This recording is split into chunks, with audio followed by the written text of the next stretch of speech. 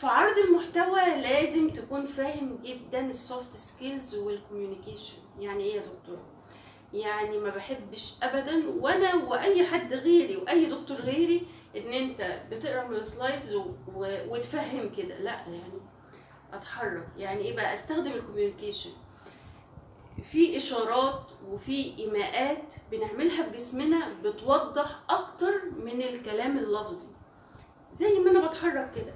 يعني مثلا انا عندي 3 حاجات، فبقول انا عندي 3 حاجات معينه، بتحرك يمين، بتحرك شمال، بحرك ايديا، نظرات عينيا على كل زمايلي، ما بقاش باصص بس على الدكتور. ليه بص على الدكتور بس؟ بص لكل زمايلك. بتبتدي تشرح جزئيه معينه وبتقول لو في حد عنده اي سؤال انتوا فاهمين. فتخلي البرزنتيشن كده مش مجرد ان انا بقرا من السلايدز وبسمع، لا انا عايزاك كده ايه كمحاضر بتبدع بقى، تورينا مهاراتك.